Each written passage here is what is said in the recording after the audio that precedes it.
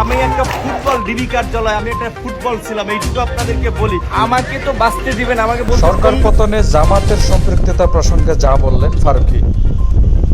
বৈষম্য বিরোধী ছাত্র আন্দোলনের শুরু থেকে সরব ছিলেন নির্মাতা মুস্তফা সরোয়ার ফারুকী। আন্দোলন থেকে শুরু করে অন্তর্বর্তী সরকার সব বিষয় নিয়ে কথা বলেছেন এই গুণী নির্মাতা। ছাত্রদের সঙ্গে একাত্মতা ঘোষণা করে নিয়মিত সামাজিক মাধ্যমে আওয়াজ তুলেছেন। এবার ছাত্র আন্দোলনে জামাতের সম্পৃক্ততা নিয়ে কথা বললেন ফারুকী। সরকার পতনের পর সম্প্রতি জামাত শিবিরের বিভিন্ন কার্যক্রম প্রকাশ্যে এসেছে।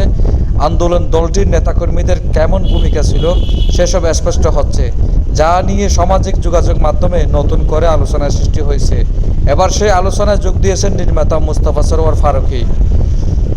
সম্প্রতি ফেসবুকে এক পোস্টের মাধ্যমে বিভিন্ন বিষয় নিয়ে কথা বলছেন তিনি। ফারুকী ফেসবুক পোস্টে লিখেছেন, 2024 সালে এসে কেউ যদি নিউটনের গতিসূত্র আবিষ্কার করে এবং সেই আবিষ্কারের আনন্দে ইউরোকা ইউরোকা বলে চিৎকার করতে থাকে, তাহলে কি বলা যাবে?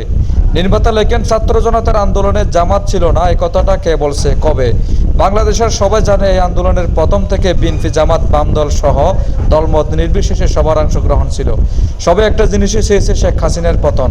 আরেকটু পরিষ্কার করে বলে, শুধু এবারে প্রথম চেয়েছে তা না, এর আগেরবারও অনেকবার চেয়েছে শেখ হাসিনার পতন এবং আওয়ামী লীগের পতন। যখন নিরাপদ সড়কের দাবিতে কিশোর আন্দোলন হয়েছে, তখনও প্রত্যেককে ওয়াটার টেস্ট করে দেখেছে এটা কি সরকার পতনের আন্দোলনের দিকে নেওয়া সম্ভব কিনা। জিও পলিটিক্যাল বাস্তবতা এবং সেনাবাহিনীর বাস্তবতা সেটা সম্ভব ছিল না বুঝতে পেরে আবার প্রত্যেককে দমেও গেছে। ফারুকীর পাশে নুরুল হক নুরুদের নেতৃত্ব কোটা আন্দোলনে একই জিনিস টেস্ট করে দেখেছে বাংলাদেশ।